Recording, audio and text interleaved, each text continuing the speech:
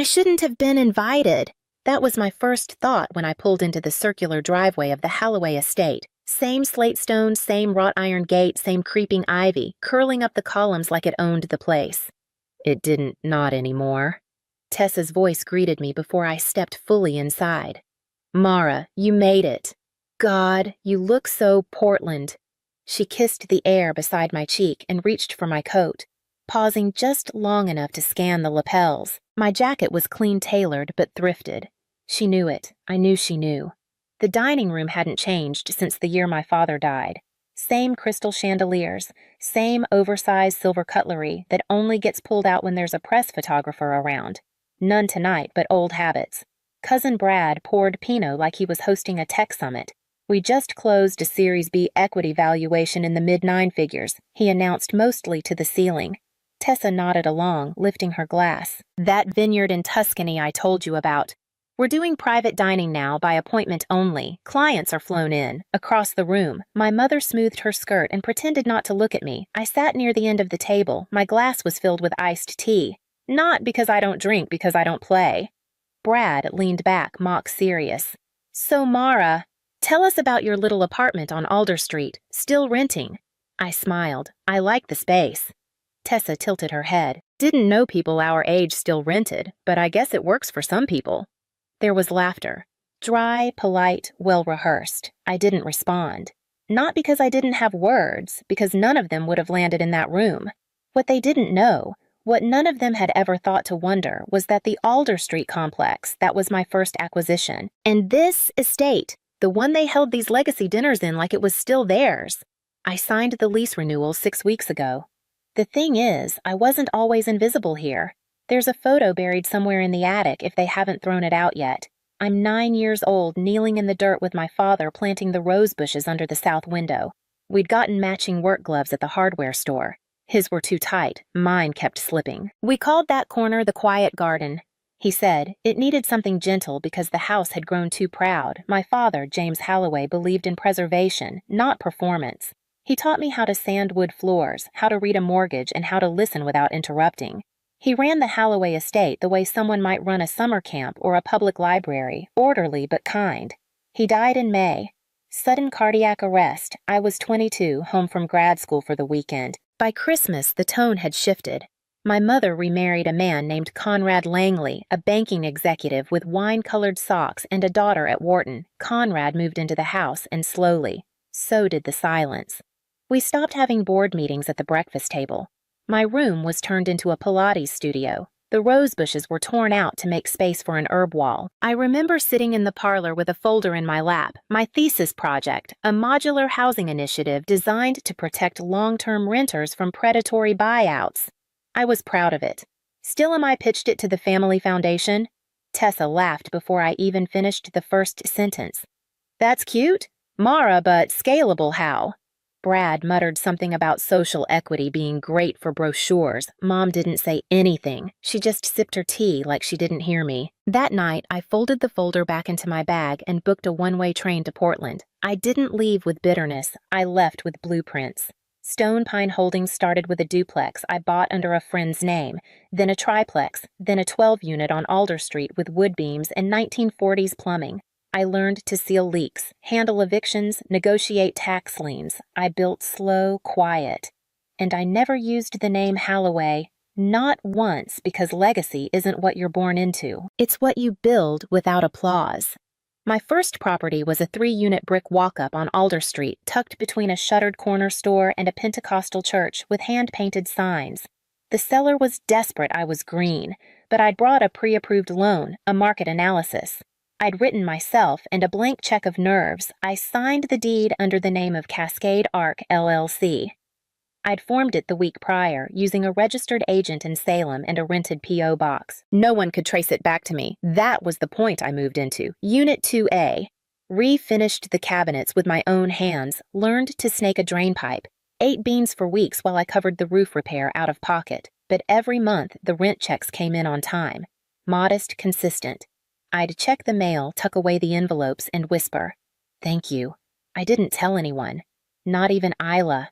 Not yet. The next building came 2 years later, a 16-unit complex with vintage ironwork and asbestos problems. I had it cleared under Section 8 preservation zoning, got the tenants rehoused during the process, and brought them back when it was safe.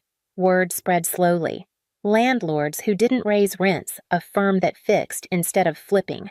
Tenants started sending friends my way. Single mothers, veterans, pensioners clinging to rent-controlled leases. I met Isla at a city council meeting about transit rezoning. She was taking notes for a local tenant group, her blouse stained with ink and stress. She didn't recognize me when she later applied to be my assistant. That was just as well. I hired her, gave her health insurance, and never once mentioned who I used to be. My portfolio grew. Cascade Arc branched into mixed-use buildings, storefront preservation energy retrofits. By 33, I was managing over 110,000 square feet across 5 cities. And all of it, every contract, every LLC, every holding company was carefully layered. I didn't want the Halloway name contaminating any of it. But I still kept a single item from the old estate, a yellowed landscape map hand-sketched by my father. It had been folded into the back of an old ledger I took with me the night I left. At the bottom in his blocky handwriting, "Let the house breathe, or it will forget how to shelter." That map sat on my wall above the desk where I drafted every acquisition proposal. By the time I made an offer on Halloway Plaza, the family estate, now technically under Lien from mismanaged taxes, I already owned 70% of the block surrounding it. They didn't see it coming because people like them never look behind. The next family dinner felt colder even in June. Tessa had on a new pair of Louboutin heels and walked like the floor should thank her. Brad arrived late claiming a client call, but he reeked of vodka and sunscreen. I wore gray slacks and a blouse with no label. Isla had texted me that morning. "Contracts are signed. Holdings at 92% ownership. We're locked in." The estate wasn't just emotionally mine anymore. It was legally mine, and yet I still knocked before entering. Dinner was over. Salted lamb and undercooked risotto. Evelyn, my mother passed out place cards like we were at a benefit gala. She didn't say anything to me. She hadn't since 2015. Halfway through the meal, my Uncle Malcolm cleared his throat. He was head of the estate board now, a title with just enough power to be dangerous. "We've had some correspondence," he began, not looking at anyone in particular. "Stone Pine. Holdings has raised several questions about accounting inconsistencies. There's going to be a financial review. Forks froze mid-air. Stone Pine." Tessa blinked. "Who are they again?" "A private investment firm," Malcolm said tightly. "They've been purchasing legacy properties across the Northwest. We sold them a partial stake a few quarters ago. They've since increased their position." Brad scoffed. "Vultures. They're probably foreign. Want to turn the place into a museum or a condo farm." I sipped my iced tea. Malcolm continued. "They're requesting itemized records for the past 5 years. Renovation invoices, contract bids, foundation expenses." Tessa went pale beneath her spray tan. "That's absurd," she said. "The foundation's private. They bought the plaza." "Tessa?" His voice was harder now. "They own majority rights, including the right to audit." Brad slammed his napkin down. "We're not handing over our financials to some faceless." "They're not asking," Malcolm interrupted. "They're requiring." A silence settled over the table. Thick, pregnant. Across from me, Evelyn cut her lamb in perfect silence, her diamond bracelet tapping the plate. She still hadn't looked at me. "I told you to keep that roofing budget clean," Tessa hissed toward Brad. "I said no bundling." "And I told you not to run the plumbing through your husband's shell company," Brad shot back. "So it's my fault you billed us double for landscaping because I had to clean up your—" "Enough," Malcolm snapped. "This isn't about finger-pointing. This is about Stone Pine, seeing things we didn't disclose." My fork hovered over the plate. I watched them all. Not out of amusement, though. There was some. Not out of vengeance, out of confirmation. This was rot. Quiet. Rot. Moral laziness that wore pearls and carried legacy invitations. They'd made a kingdom out of inherited capital and thought silence meant safety. But silence in my world was where I planted seeds. The audit documents were already compiled. The legal notices were already filed. Tomorrow morning they'd get an invitation one they couldn't ignore to a compliance review session with Stone Pine Holdings. They'd come thinking they could charm a faceless executive, and I would be sitting at the head of the table. The room was quiet when I walked in. They had already gathered Brad, Tessa, Evelyn, Malcolm, 2 estate attorneys, and a Stonepine Holdings liaison they didn't know was mine. They were seated at the long mahogany table in the estate's old library. My father's library. The chandelier above them had been recently restored. Brass crystal imported wiring. I paid for it, quietly. 3 years ago, no one had asked where the funds came from. No one ever asked. I stepped through the doorway. The click of my heels against the hardwood made Brad look up, then Tessa, then Evelyn. No one said a word. "Sorry I'm late," I said evenly. Traffic on Alder was a nightmare. I set my briefcase down at the head of the table where my father used to sit, where Malcolm had assumed I wouldn't. Brad narrowed his eyes. "What are you doing here? I'm chairing this review," I said, unclipping the latches. Tessa laughed. "Excuse me." I opened the case and began laying out packets of documentation, sliding one in front of each person, like playing cards. "I'm Mara Halloway," I said calmly, "managing partner and sole owner of Stonepine Holdings. As of this quarter, I control 92% of this estate's equity and 100% of its redevelopment rights." Brad's jaw dropped. "That's not possible. I filed the acquisition through Cascade Arc Holdings. You remember Alder Street, don't you? You joked about me renting it. That was the first building I bought." "You lied." Evelyn finally spoke, her voice razor thin. "No," I said. "You just never asked." Malcolm lifted his packet, flipping pages, his face drained of color. "This can't be real." I turned to Tessa Page, 6. "The invoice your husband submitted for the East Wing plumbing retrofit, $282,000.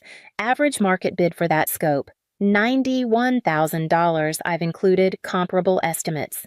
She paled. "You went through our contracts. I had a fiduciary duty." "Unlike you." Brad shoved his packet back toward me. This is a stunt." I didn't flinch. Page 9. Covers, the roofing repairs that allegedly required $2,003 million. According to the signed scope, they included materials not even used on this property. Evelyn stood. "You don't get to come back here and humiliate us." I looked at her for the first time. Directly. "You humiliated yourselves." She faltered. I continued, voice still calm. "You told everyone I was poor, that I rented, that I was irrelevant, but I've been the one underwriting your overdrafts for years, quietly without recognition, because I believed stupidly that protecting this estate meant something." Malcolm swallowed. "Why didn't you just tell us? Because telling you would have made it about ego." I said I wanted the work to speak. Tessa's voice cracked. "You want revenge? That's what this is." "No," I said. "If I wanted revenge, I wouldn't be sitting here. I'd be calling the IRS." The room went still. I reached into my folder and pulled out one final sheet, a ledger. This is a list of every anonymous transfer I've made to the Estate Foundation since 2014. Every invoice I've personally covered. Every debt I absorbed to keep this place solvent. Evelyn's hands trembled as she read. I looked at her. "You thought I left, but I was still here. Just not where you could see me." Malcolm cleared his throat, quiet. "What do you want?" "Mara," I considered, then answered, "accountability, structural reform. No more shell contracts, no more nepotism, no more passing legacy off as immunity. This place will be rebuilt from inside out with ethics, transparency, and decency." "And if we say no?" Brad asked. I looked at him, then I released the audit. Silence. Tessa lowered her eyes. Malcolm exhaled. Evelyn sat down slowly. No one objected. I gathered the extra packets and placed them back in my briefcase. As I did, I looked up at the chandelier. "You once called me poor," I said softly. No one moved. I turned to the door. "I paid for that light above your head, and then I left the room." The official board statement was released the next morning. Stonepine Holdings would assume stewardship of the Halloway estate under a new operating charter, independent audits, ethical contracting, and public reporting of all foundation activities. The existing board would be dissolved. No one contested it. The press picked it up by noon. Former Black Sheep restructures iconic Sonoma legacy. I didn't read the comments. Brad sent a terse email 2 days later. "I withdraw from any future dealings. I expect my privacy to be respected." I didn't respond. Tessa resigned from her public nonprofit roles and pulled her husband's firm from several active projects. A week later, I heard they'd relocated to Austin. Evelyn didn't call. But 3 days after the release, I received a hand-delivered envelope with her handwriting, no note, just a check. The exact amount I had used to save the estate from foreclosure in 2018, I didn't cash it. Instead, I filed it in the Foundation archives under a tab labeled Symbolic Gestures Unclaimed. Malcolm called. He wanted to meet. I agreed. We sat on the same back patio my father used to read on now, repaired, repainted, and shaded with the same lemon tree I planted with him in 1997. He cleared his throat awkwardly. "You're more your father than I ever gave you credit for." I didn't respond right away. "Then that's the nicest insult I've heard all week." He smiled reluctantly. "You know, we thought you left because you were soft." Sensitive. "I am," I said. "I just stopped apologizing for it." He nodded. "You built something real without asking anyone for permission." I looked out at the estate's west wing. Quiet, dignified, no longer cloaked in illusion. He built something real, too. I'm just trying to keep it from collapsing. We sat in silence for a few moments, the kind that doesn't need filling. Before he left, he said, "You didn't have to come back." I nodded, but I did, because someone had to stay. That evening, I returned to my apartment on Alder Street, the one they all laughed at, the one I still lived in, not because I had to, but because I chose to. Outside my window, an older tenant was sweeping her steps, humming to herself. A teenager in a hoodie waved at me on his bike. The buildings here weren't grand, but they were clean, safe, steady like legacy should be. I changed into a t-shirt-made tee and opened my father's old ledger. Inside the back cover, I wrote a single line. Restoration begins in silence. A week later, I hosted a small gathering in the courtyard of Alder Street. Not a press event. No string quartet. Just tenants, neighbors, kids with juice boxes, and one table of cookies. Isla baked herself. The light was soft golden. The kind of California evening that smells faintly of jasmine and pavement still warm from the day I stood near the garden bench, the one I'd restored last spring, using reclaimed cedar and an old sketch my father had drawn. His handwriting was still faintly penciled in under the seat. I hadn't sanded it off. Mrs. Alvarez, who'd lived in Unit 1B for 38 years, settled beside me. She wore a navy cardigan and carried her folding cane like a scepter. "Your little party's better than all those foundation galas," she said, smiling. "At least the cookies don't come with lectures," I laughed. "That's Isla's specialty. Cookies without speeches." She glanced around. "It's a good building, you know. Not just the bones, the way it feels, like it's meant for people, not just price tags." I nodded. That was the idea. Down the path, I saw Tessa's daughter 12 now icing a sugar cookie with a plastic knife sitting next to the boy from Unit 3C. I wondered if she knew who I was, if anyone had told her. Maybe not yet. Maybe never. That was fine. Malcolm arrived late. He didn't speak much, but he brought a lemon pie. Said it was a tradition. As the sun dipped lower, I stayed where I was standing in the middle of the space they once said was beneath me. The building was lit from within, not just bulbs and sconces, but warmth, noise, language, community. My phone buzzed. A new message from Isla Tennant. Renewal rates hit 94%. Local business leases extended. Press wants a follow-up. Ignore, I typed back. For now, then, I turned off my phone. This wasn't a story that needed broadcasting. It was enough that it happened, that it held, that it lasted.